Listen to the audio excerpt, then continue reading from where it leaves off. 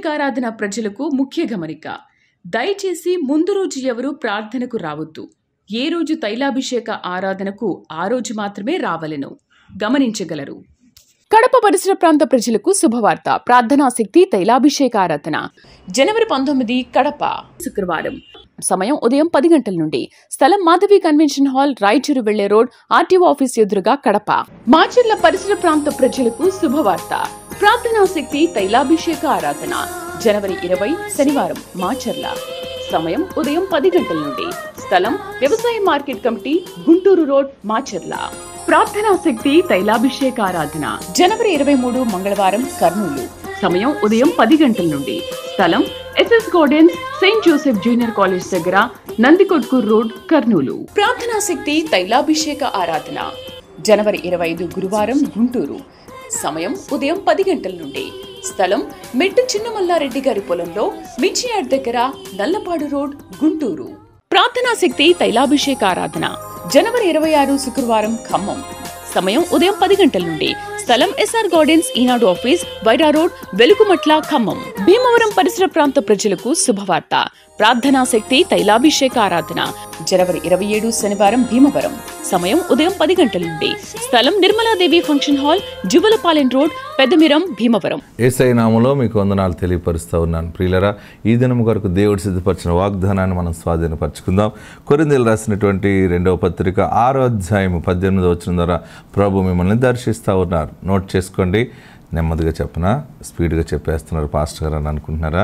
కొరింథీయులకు రాసిన 2వ పత్రిక నోట్ చేసుకోండి. 6వ అధ్యాయము 18వ వచనం. 18వ వచనంలో 8వ లైన్ నేను చదువుతున్నాను. మీ బైబిల్లో అది 7వ లైన్ రావచ్చు, లేకపోతే అది 8వ లైన్ రావచ్చు. ఎందుకంటే ప్రింట్ కొంచెం అటు ఇటు తేడా ఉంటుంది. నాది కొంచెం పెద్ద సైజ్ అక్షరాలు కొంచెం పెద్దగా ఉండటం ద్వారా నాకు 8 వచ్చింది. మీది చిన్న ప్రింట్ అయితే మీకు 7వ లైన్ వస్తుంది. ఏదేమైనా నేను చదువుతున్నప్పుడు ఆ పాయింట్ దగ్గర నుంచి అండర్లైన్ చేసుకోండి. మరియు నేను మిమ్మల్ని చేర్చుకుందును, మీకు తండ్రినై ఉందును, మీరు నాకు కుమారులను కుమార్తెలనై ఉందురని సర్వశక్తుల ప్రభు చెప్పుచున్నాడు. ఎంత మంచి మాట దేవుడు ఈరోజు మీతో మాట్లాడుతూ ఉన్నారు. మరియు నేను మిమ్మల్ని చేర్చుకుందును, మీకు తండ్రినై ఉందును, మీరు నాకు కుమారులను కుమార్తెలనై ఉందురు. నేను ఎలాంటి వాడినో చెప్తున్నానంటే మామూలు మనుషుని కాదని చెప్తూ ఎలా చెప్తున్నాడంటే ఆయన సర్వశక్తి గల ప్రభు చెప్పుచున్నాడు. దేవునికి మహిమ కలుగును గాక. నాకు తండ్రి లేడు, నాకు తల్లి లేదు, లేకపోతే నేను అనాథగా ఉన్నాను, లేకపోతే నేను సింగిల్ అయిపోయాను, నేను ఒంటరి అయిపోయాను, నాకు ఎవరున్నారు సహాయం? నా బ్రతుకు ఏంటి? బ్రతుకుట అవసరమా? ఇలాగ బ్రతుకు ఒంటరిగా ఉన్నప్పుడు, లేకపోతే ఏ ఆధారం లేనప్పుడు ఒక తండ్రి అనేవాడు ఉన్నాడు అనుకోండి, ఆ పిల్లలకి ఎంతో సంరక్షణ ఉంటుంది. ఏ యొక్క శత్రువు కూడా వారి మీద రాకుండా అది యొక్క కాపుదల ఉంటుంది. సంరక్షకుడిగా తండ్రి అనేవాడు ఉంటే వారిని పెంచుతాడు, వారిని పోషిస్తాడు. చూడండి, తండ్రి అనేవాడు లేకపోతే, తల్లి అనే మనిషి లేకపోతే, భర్త అనేవాడు లేకపోతే, మనము ఎవరిని అయినా సరే ఒక ఆధారమైన ఉన్నటువంటి స్థితిని మనం కోల్పోతే దిక్కులేని స్థితిలో మానసికంగా మనము నలిగిపోతుంటాం. బ్రతకాలనిపించదు, భయం, ఆందోళన మనలో వస్తుంది. బహుశా మీ కుటుంబంలో యజమానుడు లేడు, లేకపోతే నాకు ఒక సంరక్షకుడు లేడు అని మీరు వేదన చెందుతున్నారా? దేవుడు మిమ్మలను, మీ పిల్లలను దేవుడు జ్ఞాపకం చేసుకున్నాడు. భయపడిన అవసరం లేదు. అందుకనే ఏమంటాడంటే ఆయన మొట్టమొదటిగా మరియు నేను మిమ్మల్ని చేర్చుకుందును. మిమ్మల్ని ఎవరు చేర్చుకోలేకపోతున్నారా? బంధువులు ఉంటారు, చాలా సమయాలు స్నేహితులు ఉంటారు. కొన్ని సమయాల్లో అందరూ ఉండి కూడా అనాథులుగా ఉండవలసి వస్తుంది. ఎందుకంటే మీ కష్టం కొంతమందికి చెప్పలేని పరిస్థితి. కొందరు ఏం చేస్తారంటే వారి కష్టం కన్న తండ్రికి చెప్పలేరు, కన్న తల్లికి. అమ్మో నా కష్టం నా తల్లికి చెబితే వారు ఇంకెంత భయపడిపోతారో. లేదు, నా బాధ నేనే భరిస్తాను, నేనే నేనే నేనే అని ఆ బాధను ఎక్కువగా భరిస్తూ కుమిలిపోతున్నటువంటి స్థితిలో ఉంటుంటాం. అయితే దేవుడు మీ కష్టాన్ని చూశారు. మనం నమ్మిన దేవుడు కన్నులున్నవాడు, చూస్తాడు. యేసయ్య జీవము గలవాడు, కన్నులున్నవాడు చూశాడు కనుక మిమ్మును ఆయన చేర్చుకుంటున్నాడు. మన బంధువులు, స్నేహితులు అందరూ వస్తారు. ఏదైనా కార్యం జరిగినా, ఒక పరిస్థితి, ఏదైనా ఒక అకేషన్ అయినా సరే, అందరూ బాగున్నారమ్మా, ఓకే ఓకే బాయ్ బాయ్ అని చెప్పి వెళ్ళిపోతారు. మనం ఏదైనా పెడితే తిని వెళ్తుంటారు, మంచిగా ఉన్నారు కదా అనుకుంటారు. కానీ గుండెలో ఉన్న దుఃఖము, బాధ ఎవరికి చెప్పలేం. కొన్ని సమయాల్లో ఎవరు చేర్చుకుంటారు? ఎవరు చేర్చుకోరు. మనం ఫైనాన్షియల్గా డౌన్ అయిపోతే అసలే చేర్చుకోరు. ఉన్న ఇల్లు అమ్మేసుకుంటే వీరు దరిద్రులు, వీరితో మనం మాట్లాడకూడదు, వీరితో మనం సహవాసం చేస్తే మన మీదకి వచ్చి ఏదైనా సహాయం అడుగుతారేమో అని అందరూ దూరం అయిపోతారు. ఇది లోకం. ఈ లోకములో ఇలాంటి సాతాను మనసు ఉన్నటువంటి వ్యక్తులు మన కుటుంబాల్లో ఉంటారు. కానీ నీకెవ్వరూ లేరు సహాయం. నా బిడ్డ ఎదుగుతుంది, నా కుమారుడు ఎదుగుతున్నాడు, వీరికి ఏంటి, నేనేం సంపాదించలేకపోయాను, వీరిని మంచి చదువు నేను చదివించలేకపోతున్నాను, లేకపోతే ఆధారం లేదు అని దుఃఖపడుతూ వేదన చెందుతున్నావేమో. అందుకనే పరమ తండ్రే నిన్ను చేర్చుకుంటున్నాను అన్నాడు. అంటే దేవుడే నిన్ను చేర్చుకుంటున్నాడంటే ఎంత అద్భుతమైన మాట అంటే, మరియు నేను మిమ్మల్ని చేర్చుకుందును, మీకు తండ్రినయ్యుందును. ఇంకా తండ్రి ప్లేస్ అంటే ఇంకా టాప్ అనమాట. అది ఒక దైవంతో సమానం. మనం దెబ్బలాడి నాన్న జేబులో డబ్బులు కూడా మనం తీసుకోగలం. కొన్ని సమయాల్లో భర్త జేబులో డబ్బులు తీయలేం, కానీ కొడుకుల జేబులో చేయి పెట్టడానికి కూడా తల్లి ఆలోచిస్తుందేమో, కానీ కోడల దగ్గరికి ఇంక సరే రానది ఎవరు అనుకోండి. కొన్ని సమయాలు కుమార్తె దగ్గర కూడా డబ్బులు అమ్మ తీసుకుందామని, అయ్యో పిల్లకి ఏం అవసరం ఉంటాయని ముట్టుకోలేము. కానీ తండ్రి దగ్గర ఎంత స్వతంత్రం ఉంటుందంటే, నాన్న నాకు కావాలంతే. నాన్నకి ఎలా వస్తాయి మనకు అనవసరం, నాన్న దగ్గర ఉంటాయి. మనకేంటంటే నాన్న దగ్గర అన్నీ ఉంటాయి, నాన్నకి బోల్డ్ వస్తాయి. ఆ మనసు ఎలా ఉంటుందంటే, మనం ఒక పిల్లల స్థానంలో మనం ఉంటాం, ఆయన తండ్రి స్థానంలో అని ఉంటాడు. మనకి ఎంత అవసరమో ఒక్కొక్క తండ్రి మనసు ఎట్లా ఉంటుందంటే, నాన్న ఒక 10 రూపీస్ ఉన్నాయంటే, అమ్మ 10 ఏంటి 100 ఉంచుకు, ఏదైనా అవసరం ఉంటుంది. మన ప్రయాణం వెళ్తున్నప్పుడు అసలు తండ్రి ప్రేమ ఎక్కడ దొరకదు. అది తండ్రి స్థానం ఎవరికి అది ఎవరు నిలబడలేరు అక్కడ. ఇంకా గొప్ప విషయం చెప్తాను, మీకు అర్థం చేసుకోండి.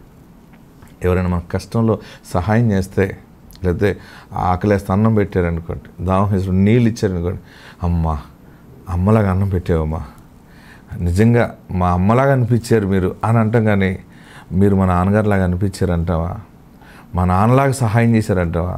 ఎందుకంటే అమ్మ స్థానం అన్నా ఇస్తామేమో, కానీ తండ్రి స్థానం మనం ఎవ్వరికి ఇవ్వలేం. నోటి మాటతో కూడా మీరు నా తండ్రి లాంటి వాళ్ళని అనలేం మనం. ఎందుకంటే అది నీ జన్మనిచ్చిన నీ తండ్రి యొక్క ప్రత్యేకత. అది ఆ పరమ తండ్రి స్థానం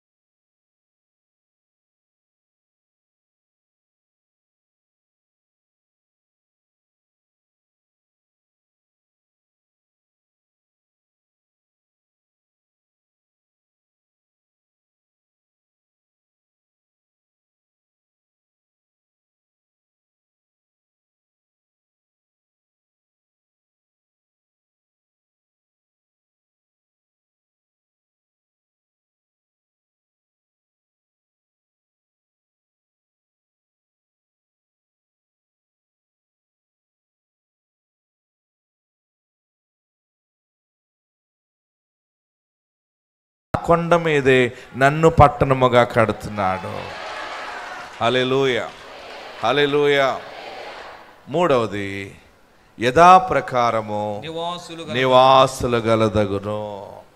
ఎప్పుడు ఎలాగున్నావో, మీ చరిత్ర ఎలాగుందో దానికి లాగే మళ్ళీ నడుస్తుంది. యేసు ప్రభు లేనప్పుడు మా కుటుంబం ఒక రకంగా ఉండేది.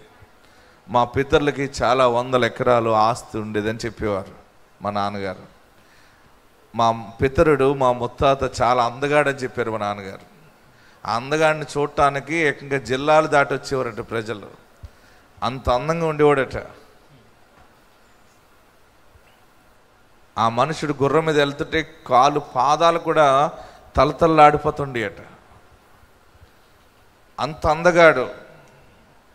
అయితే ఆ మనుషుడుకున్న ఆస్తి, ఐశ్వర్యము, ఘనత, పేరు అన్నీ ఆ మనుషుడితోటే పోయినాయి మొత్తం అన్నీ.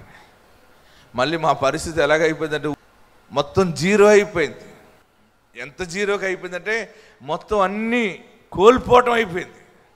ఆ సమయంలో యేసు ప్రభువారు మా ఇంట్లో అడుగు పెట్టారు. హల్లెలూయా. మళ్ళీ అదే కొండ మీద ఈరోజు మా ముత్తాత కంటే చెప్పలేనన్ని రెట్లు దేవుడు మమ్మలను ఆశీర్వదించి పేరు ప్రఖ్యాతులతో ఆశీర్వదించాడు. ఆల్రెడీ బ్లెస్ అయిన నేను, ఈ వాగ్దానం నెరవేర్పు అనుభవిస్తున్న నేను మీకు చెప్తా ఉన్నాను, మరలా మీ కుటుంబాలు తిరిగి కట్టబడతాయి. మరలా మీరు బాగుంటారు, మీరు ఆశీర్వదించబడతారు. మీ ఇంటి నిండా యేసు నామాన్ని కలిగి ఉండండి. హల్లెలూయా, హల్లెలూయా. యేసు ప్రభు వారు అడుగు పెట్టాక అంచెలంచెలుగా దేవుడు లేకొట్టుకొచ్చేసాడు. ఈరోజు ఎంతో మందిని పోషించి అరుగు పెట్టాడు. మా నాన్నగారు సేవలో ప్రారంభంలో మేము ఎదుగుతూ ఉన్నప్పుడు బ్రాంచ్ సంఘాన్ని తీసుకెళ్ళేవాడు. అక్కడ ఆఫరింగ్ పడితే అందరూ ఒక 30 మంది ఎంతమంది వచ్చేవారు. ఇన్ని బియ్యం పట్టుకొచ్చేవారు. అందులో ఒక డబ్బా మూత తీసి ఆయన సమర్పణ పాట పాడితే నేను కానుకలు పట్టమనేవారు. నేను కానుకలు పడితే అందరూ 10 పైసలు 20 పైసలు వేసేవారు, పావలా. అవన్నీ మా నాన్నగారు ఏం చేసేవారంటే కచ్చీపులు వేసుకుని ఇలా పొట్లం కట్టేవారు. ఒక రోజుని అన్నీ ఇలా లెక్క పెడుతూ నవ్వుకుంటూ లెక్క పెడుతున్నారు. నేను అన్నాను, దేనికి అంత ఆనందపడిపోతున్నారు మీరు అన్నాను. ఏంటి బియ్యం ఏంటి, పైసలు తీసుకోవటం ఏంటి మనం? అలా కాదు బాబా, దేవుడు మనకు అప్పగించాడు ఈ పని. హల్లెలూయా. ఏమనేవాడు? దేవుడు అప్పగించాడు ఈ పని. ఏంటి, ఎవరికో ఇవ్వాలి, ఎవరికి ఇవ్వలేదు, మనకిచ్చాడు ఈ పని. ఇది నీకు తెలియదు, ముందు ముందు చూస్తావు అనేవాడు. బలమైన ఆశీర్వాదాలు మీరు చూస్తారు. మనసు పాడు చేసుకోకండి, చనిపోవాలని అనుకోకండి, ఎటైనా పారిపోవాలని అనుకోకండి, చనిపోతే మేలనే ఆలోచన రానివ్వకండి. కొంచెం ఆలస్యమైందని అనుకుంటున్నావు, కానీ దేవుడు నీ పట్ల బలమైన ద్వారము ఈ 2024లోనే తెరుస్తున్నాడు. మళ్ళీ జనవరిలో మీరు ఛాలెంజ్గా తీసుకోండి, మరలా జనవరి మీరు బారులు తీరుతారు ఈ మాట సాక్ష్యం చెప్పటానికి. ఆమేన్, హల్లెలూయా. ఈ వాగ్దానము ఎవరైనా అడిగితే మీరు ఏం చెప్పాలి? ఇప్పుడు మీరు ఏ వాగ్దానాలు తీసుకున్నా ఓకే, ప్రార్థనా శక్తిలో దేవుడు నాకు ద్వారా మీకు ఇస్తున్న మాట ఇర్మియా 30:18లో, వాని గుడారములు చెరలో నుండి రప్పింతును, నీ కొండ మీద నిన్ను పట్టణముగా కడతాడు, యథాప్రకారము నీవు దీవించబడతావు. అబ్బా, చాలా చక్కగా చెప్పారు. దేవుడు మిమ్మల్ని దీవించును గాక. 2024లో ఎవరెవరికి రోగాలు వచ్చినా ఏమొచ్చినా మీరు భయపడకండి. మీకేం కాదు, మీకు దేవుడు తోడున్నాడు, మీరు పనులు చేస్తారు. వాక్యం ఈరోజు ఇచ్చే మాట ఏంటంటే, మీకు దేవుడు ఈ 2024 శుభ ప్రయాణాన్ని దేవుడు దాచిపెట్టాడు.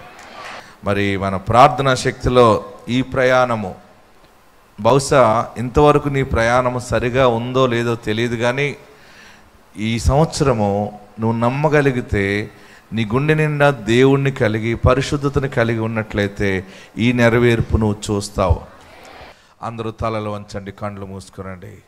ఎక్కడున్నవారు అక్కడ లేచి నిలబడినట్లయితే, లేచి నిలబడి మీరు అందరూ 2 చేతులు పైకెత్తి, యేసయ్యా నా పాపాలు క్షమించు. ఒకవేళ తెలుసో తెలియకో నేను తప్పుగా ప్రవర్తించనేమో, కాలు జారిపోయిందేమో, నేను మాటల్లో చూపులో తప్పిపోయినేమో, ప్రవర్తనలో నీకు దూరం అయిపోయినేమో, ఈ దినమే నా బ్రతుకుని కట్టుకుంటున్నాను. నా జీవిత యాత్ర అంతా శుభ ప్రయాణముగా చేయవా, నా జీవిత యాత్రను దీవెనకరంగా చేయవా బాబు. నీవు నన్ను ఆశీర్వదించు దేవా అని దేవుని ఎదుట పాప క్షమాపణ అడగండి. ఇక నేను పాపము చేయను, యేసు నిన్ను రక్షకుడిగా అంగీకరిస్తాను. నాకు నీ పరిశుద్ధత కావాలి, నాకు నీ జీవనది కావాలి, నీ దివ్య సన్నిధి నాకు కావాలి. నాతో నువ్వు ఉండవా బాబు. ఈరోజు నన్ను బ్లెస్ చేసావు, ఈరోజు నాకు నువ్వు వాగ్దానం ఇచ్చావు, నాకు సంబంధించిన మాటలు బోధించావు. నా ప్రయాణంలో నువ్వు ఉన్నావు కదా.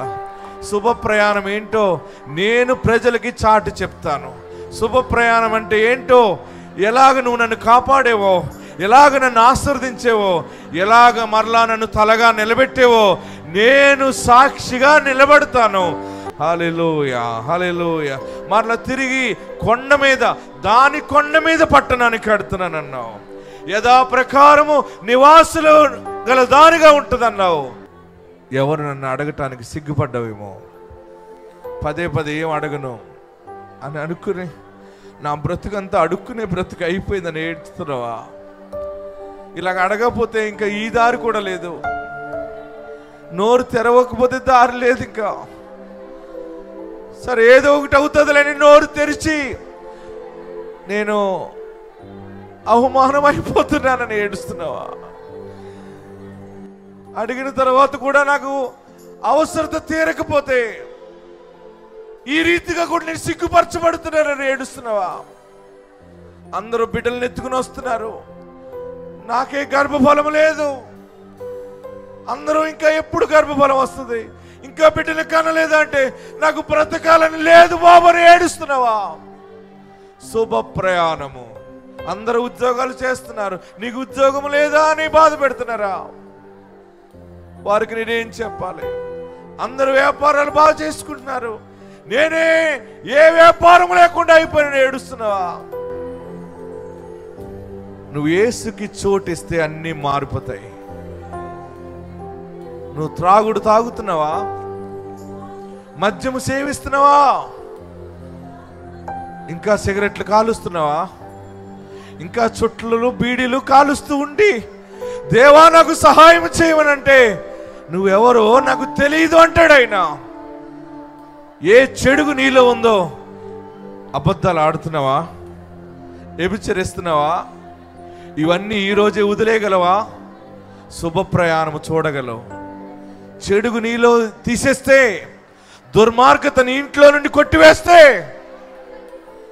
మహానుభావుడు మహారాజు ఐశ్వర్య ఘనతలతో నీ ఇంటికి వచ్చేస్తాడు ఆయన.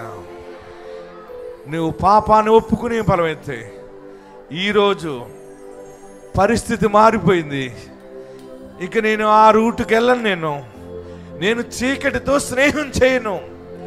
ఈ రోజు నుండి నేను పరిశుద్ధత కలిగి ఉంటాను, భక్తిని కలిగి ఉంటాను.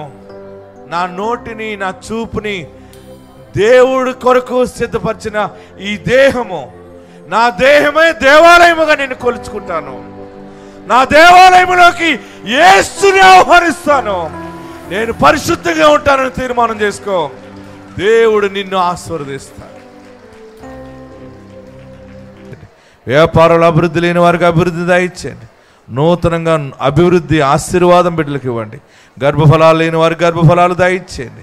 వివాహమునకు సిద్ధంగా ఉన్నటువంటి బిడ్డలకి జ్ఞానమైన జీవిత భాగస్వాములను ఈ శుభ ప్రయాణములు మీరు దయచేయండి. యేసు నామములో అడుగుచున్నాము తండ్రి, ఆమేన్.